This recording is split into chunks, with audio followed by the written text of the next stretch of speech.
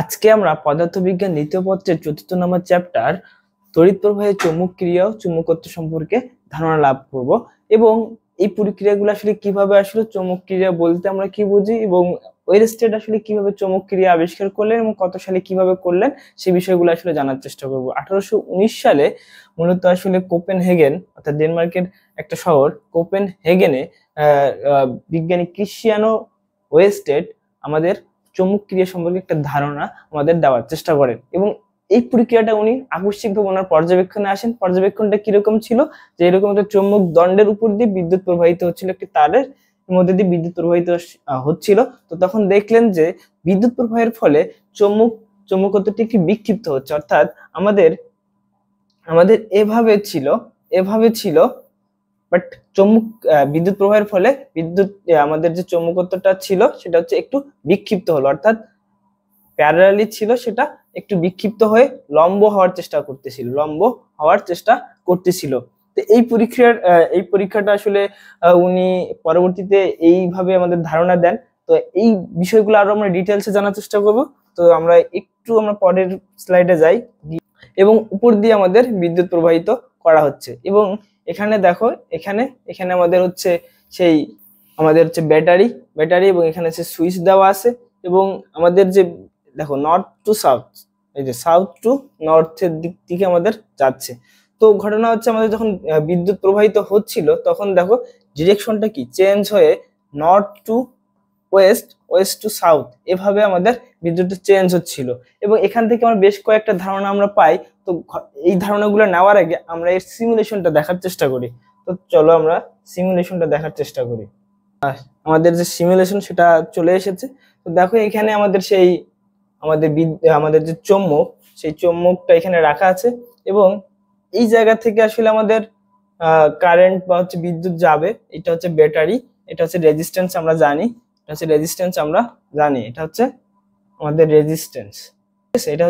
Resistance আমরা জানি। এটা হচ্ছে আমাদের সেই চৌম্বক ক্রিয়া। দেখো প্যারালালি আছে, ঠিক আছে, কি আছে প্যারালালি আছে, প্যারালাল আছে। তো এখন আমরা যখন এখানে বিদ্যুৎটা দেওয়ার চেষ্টা করবো, ব্যাটারিটা দেওয়ার চেষ্টা করবো, দেখবা যে হচ্ছে এই চৌম্বকটা সমান্তরাল থেকে লম্ব হওয়ার চেষ্টা করবে, যেটা আমরা আগের স্লাইডগুলোতে জেনেছি। চলো আমরা এখন ব্যাটারি কানেকশনটা দিয়ে দেখি, ভালো করে বোঝার চেষ্টা করবো। ঠিক আছে, ব্যাটারি কানেকশনটা আমরা দেই। দেখো আমরা যখন ব্যাটারি কানেকশন দিলাম তখন দেখো যে ছিল কি প্যারালালি ছিল কিন্তু হয়ে গেল কি, এখন দেখো লম্ব হয়ে গেছে, তাই না? লম্ব হয়ে গেছে। ছিল কি প্যারালালি কিন্তু হয়ে গেছে কি লম্ব, ছিল হচ্ছে প্যারালালি হয়ে গেছে লম্ব। এভাবেই আসলে বিজ্ঞানী ওয়েরস্টেড এই বিষয়গুলো ব্যাখ্যা করেন। এখন এখান থেকে উনি বেশ কিছু সিদ্ধান্তে এসেছে। 1 নম্বর সিদ্ধান্ত হচ্ছে যে এই প্রক্রিয়াটা কতক্ষণ চলবে, ততক্ষণ পর্যন্ত আমাদের কি দেওয়া আছে, আমাদের এই ব্যাটারি কানেকশনটা দেওয়া আছে। ব্যাটারি কানেকশন বা হচ্ছে কারেন্ট প্রবাহিত হবে ততক্ষণ পর্যন্তই চলবে। কারেন্ট প্রবাহিত না হলে কিন্তু এই প্রক্রিয়াটা কোনোভাবেই চলবে না। দ্বিতীয়ত হচ্ছে কারেন্ট প্রবাহ দেওয়ার পর এটা হচ্ছে তার দিক পরিবর্তন করা শুরু করবে। ঠিক আছে, তার মানে কিভাবে করবে, কতটুকু করবে, তার প্রবাহ মাত্রার উপর ডিপেন্ড করতেছে। অর্থাৎ আমরা যদি কারেন্ট প্রবাহের মাত্রা ডিপলি বাড়াতে থাকি তাহলেই কি এটা তত তাড়াতাড়ি আসলে কাজ করা শুরু করবে বা চৌম্বকত্ব বাড়বে। এটা হচ্ছে আমরা ডিটেলসে আমরা দেখবো বিষয়গুলা। ঠিক আছে, চলো আমরা নেক্সটে আমরা যাই, আমাদের স্লাইডে চলে যাই। তো চলো আমরা সিদ্ধান্তগুলো দেখি। তাহলে ফার্স্ট অফ অল সিদ্ধান্ত কি, পরিবাহের মধ্য দিয়ে বিদ্যুৎ প্রবাহিত হলেই কেবল চৌম্বকক্ষেত্র সৃষ্টি হবে, এটা আমরা বললাম। তারপরে কি, বিদ্যুৎ প্রবাহের সৃষ্ট চৌম্বক ক্ষেত্রের মান বিদ্যুৎ প্রবাহের মাত্রার উপর নির্ভর করতেছে।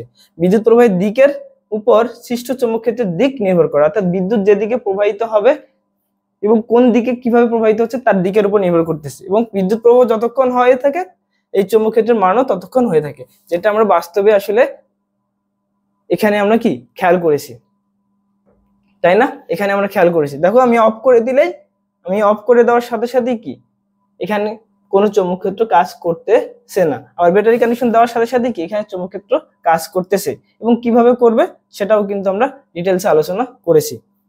সো এই ছিল আসলে আমাদের ওয়েরস্টেডের পরীক্ষা। ঠিক আছে, আশা করি তোমরা আসলে খুব সুন্দর করে বুঝেছো বিষয়টা। Thank you.